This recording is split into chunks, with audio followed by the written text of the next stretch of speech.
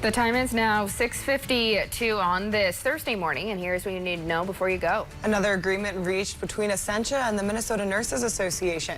Healthcare workers at the Solvay Hospice House finalized its first contract. As we reported, hundreds of MNA union members walked off the job in July. During the strike, care at the Solvay Hospice House was stopped. Solvay leaders made the decision to pause care, saying the facility relies on Essentia Health's nursing staff. Care started again at the end of July. Wednesday, Essentia announced a tentative 3-year agreement was reached with the Solvay team.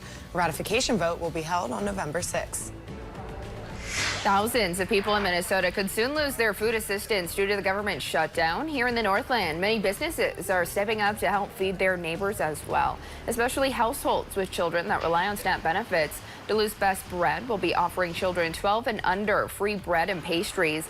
The deal starts on Tuesday, November 4th. Just mentioned the Duluth Best Bread Kids Meal, or Kids Special rather. No purchase is necessary, but children must be present and must dine in as well. One bread or pastry per child per day. Now, this does not include cookies.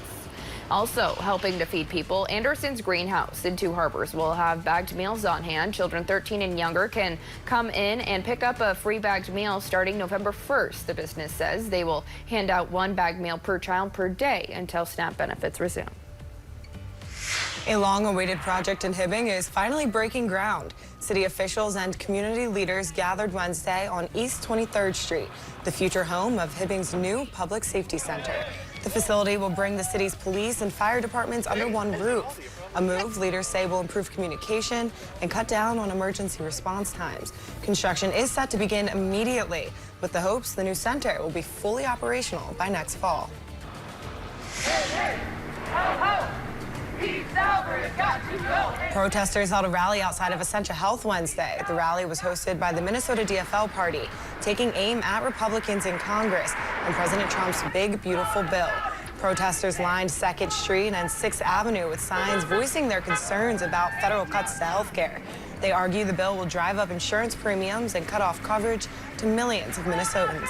We reached out to Congressman Pete Stauber for his response to this event, and you can find his full statement on our website.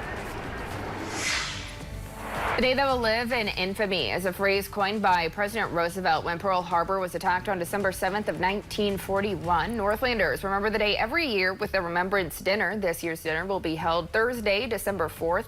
It also serves as a major fundraiser for Veterans Memorial Hall in the Duluth Depot. Tribute will be paid to all American veterans and especially those who joined the service in the days after the Pearl Harbor attack.